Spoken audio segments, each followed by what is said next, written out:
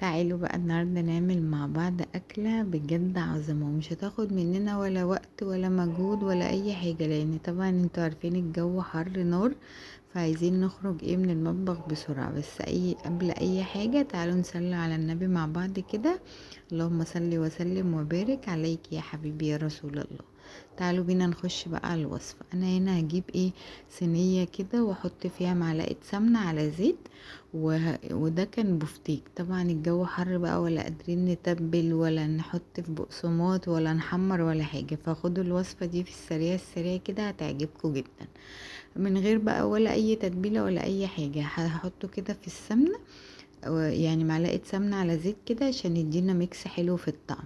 وهنزل برشة كده بايدك، يعني بصوا رشة خفيفة قوي من الملح والفلفل، بس ما حطيتش اكتر من كده. هي رشة ملح ورشة فلفل، وهسيب 5 دقايق كده بس ياخد لون من تحت زي ما انتوا شايفين كده. طبعا اللحمة دي ما بتاخدش سوا ده يعني. دي قطعة كده من وش الفخدة بفتيك، فالمعروف البفتيك ما بياخدش سوا. خلاص هنزل بقى، يعني هشيلها كده 5 دقايق من كل جنب، واروح شايلاها. هو هنزل بقى ببقية الكمية زي ما احنا اتفقنا. هنزل بيها كده وهديها رشة ملح ورشة فلفل اسود كده زي ما احنا اتفقنا. وبعدين هرجع بقى كل الكمية في نفس الطاسة. انا ما زودتش دهون ولا حطيت عايزة مثلا انتي تزودي بقى يعني معلقة سمنة كده وتنزلي بيها بملح، بمثلا توم او بصل براحتك. خلاص. ده كان صوص الديمي جلاس بيتجاب من عند العطار. هي معلقتين كبار كده، يعني هاتي ب10 جنيه او هاتي الكيس اللي هو بتاع الشركات.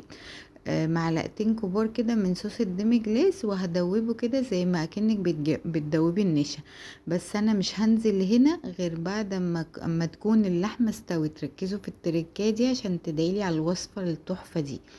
اول ما اللحمه تكون استوت معانا وبقت 100، يعني بقت 10 على 10 كده، يعني قولي فاضلها بتاع ثانيتين 3. هروح حاطه صوص الديمي جلاس عشان هو كل ما بيقعد على النار بيحدق. فخدي بالك من التركية دي. هسيبه بقى ياخد غلوتين 3 كده مع اللحمة. هتلاقيه بقى تقل وبقى طعمه تحفة زي ما انتوا شايفين كده. هطلع بقى اللحمة، بصوا كانت دايبة وحرفيا خطيرة. وعملت جنبها بقى صوص ابيض. عايزة تقدميها مع بطاطس بيوريه براحتك بقى، شوفي بتحبي ايه. هي بتمشي جنب البطاطس البيوريه او رز ابيض، بس هما هنا بيفضلوا الرز الابيض. واقل من 10 دقايق كنا خارجين من المطبخ باكل 10 على 10.